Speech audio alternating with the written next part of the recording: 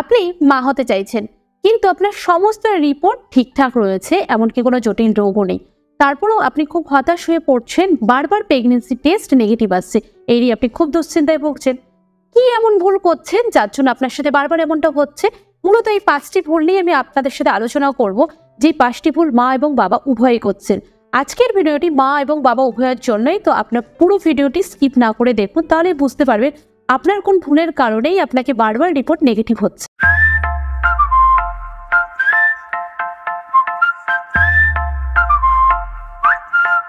এই ভুলগুলো করলে কিন্তু আপনার ওভুলেশন বা হরমোনাল বিভিন্ন ইনব্যালেন্স হতে পারে এবং নানান রকম সমস্যা যেতে পারে। এই কয়েকটি ভুলের কারণেই কিন্তু যে মেইন প্রবলেম, ওভুলেশনের নানান রকম সমস্যা দেখা দিতে পারে, এমনকি হরমোনাল ইনব্যালেন্স হতে পারে, যার জন্য কিন্তু আপনার মা হওয়া থেকে আপনি বঞ্চিত হতে পারেন।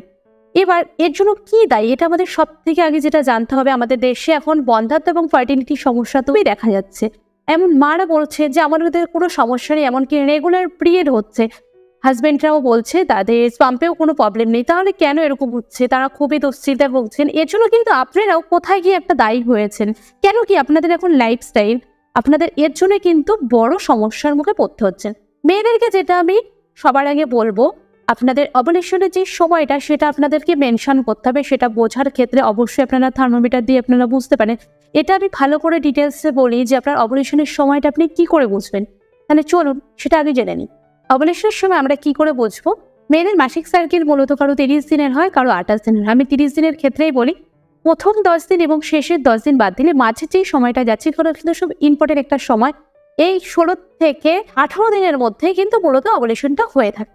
এটা আপনারা কি করে বুঝবেন? প্রেগনেন্সি যেরকম একটা কিট পাওয়া যায়, সেরকম কিন্তু এখন ওভুলেশন কিটও পাওয়া যায়। আমি ডেসক্রিপশন বক্সে লিঙ্ক দিয়ে দেবো, আপনারা সেখান থেকেও পারচেস করতে পারেন। আর থার্মোমিটার আপনারা সেই সময় কেন চেক করতে বললাম, থার্মোমিটার থেকে কিন্তু আপনি খুব সহজেই আপনার শরীরের যে একটা টেম্পারেচার আপ অ্যান্ড ডাউন হবে 6 দিনে বা 3 দিনে। 3 দিনে যদি হয় সেটা কিন্তু নর্মাল ব্যাপার। 6 দিনে যদি একইভাবে টেম্পারেচারটা বাড়তে থাকে, সেটা কিন্তু আপনি খুব সহজভাবে বোঝার জন্য আপনি কিন্তু বুঝতে পারবেন না। নর্মাল থার্মোমিটারে কখনোই বোঝা যাবে না। সেই ক্ষেত্রে ডিজিটাল থার্মোমিটার ইউজ করতে হবে। আর একই টাইমে প্রতিদিন মাপতে হবে। ঘুম থেকে ওঠার একদম সকাল সকাল আপনি বিছানা ছেড়ে ওঠার আগেই কিন্তু এটা চেক করে নিতে হবে। তাহলে আপনি খুব সহজেই বুঝতে পারবেন। এবার স্বামী স্ত্রী উভয়কেই এই সময় একান্ত সময় কাটানো খুব জরুরি, যদি আপনারা খুব তাড়াতাড়ি কনসিভ করতে চান। এই ক্ষেত্রে এই সময় অনেকে কিন্তু অনেক ভুল করে থাকেন, বা যেই ভুলগুলো করে থাকেন সেটা আমি ডিটেলসে বলছি। এই ভুলগুলোর জন্যই কিন্তু আপনার হরমোনাল ইমব্যালেন্স হবে, এমনকি ওভুলেশন যেই সময় হওয়ার কথা, একটা নির্ধারিত আমি যেই সময়টা বললাম সেই সময় হবে না। তাহলে কিন্তু আপনাদের কি করতে হবে, সেই নিয়মগুলো অবশ্যই মেনে চলতে হবে। তো চলুন আমরা এবার জেনে নিই আমরা কোন ভুলগুলো আমাদের সাথে প্রত্যেক দিন বা প্রত্যেক মাসে করে চলেছি। এবার যেই ভুলগুলো করে থাকি ওভুলেশনের সময়, মূলত নারী পুরুষ উভয়ে এই সময় যেহেতু আপনারা মিলন করবেন এবং সন্তান নিতে চাইছেন, পর্যাপ্ত পরিমাণে জল খেতে হবে।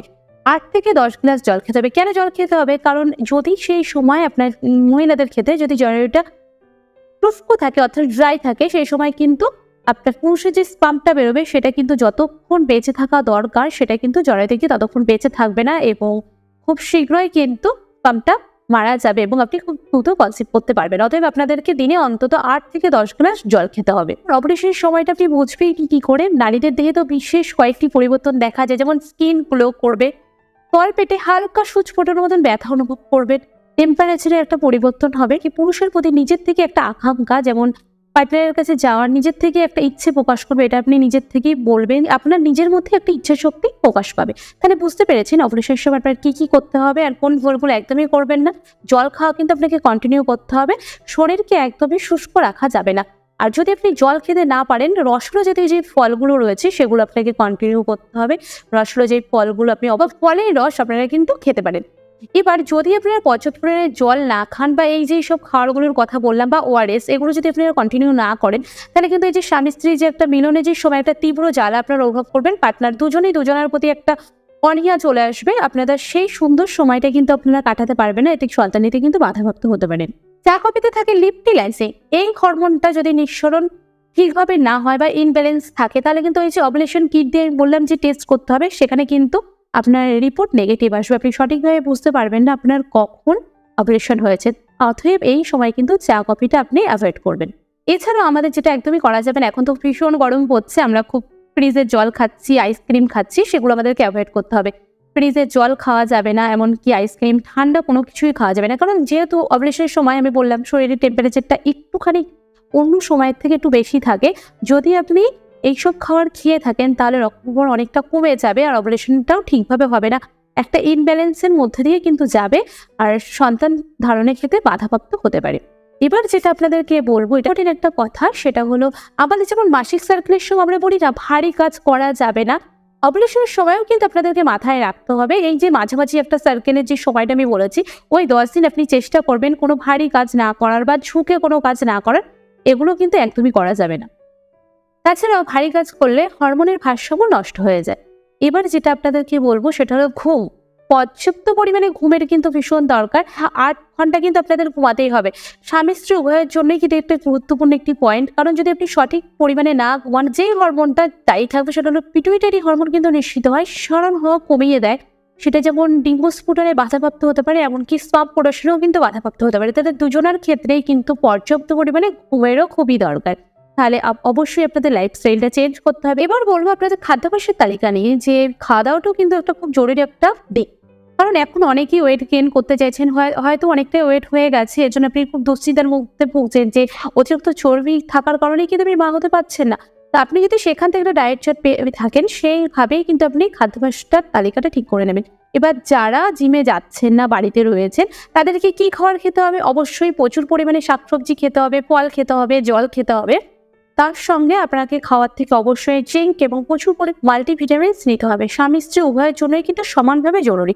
এবার হয়তো আপনি জিঙ্ক নিচ্ছেন বা মাল্টিভিটামিন পাচ্ছেন, তারপরেও যদি আপনার ঠিক সময়ে ডিম্বস্ফুটন না হয়, তখন আপনাকে কি করতে হবে? অবশ্যই একজন ফার্টিলিটি স্পেশালিস্ট বা যারা বন্ধ্যাত্ব নিয়ে চিকিৎসা করছে সেই সমস্ত ডাক্তারের কাছে আপনাকে দ্রুত চিকিৎসা করতে হবে।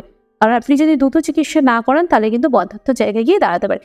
পুরো ভিডিওটা আপনি আশা করি বুঝতে পেরেছেন আমি কি বলতে চেয়েছি। ভিডিওতে অনেকেই কমেন্ট করছেন যে আমাদের কেন বারবার দুটো দাগ আসছে না। তা আমি বলবো আপনারা এই খাবারগুলো মেনটেন করুন বা একজন ভালো ডাক্তার দেখান, তাহলেই কিন্তু আপনারা বুঝতে পারবেন কত সহজে আপনি দ্রুত বা হতে পারেন।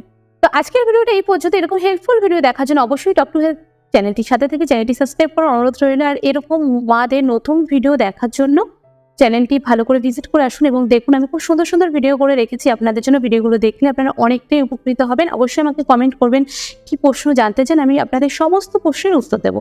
তো আজকের মতন এই পর্যন্ত। ভালো থাকবেন, সুস্থ থাকবেন।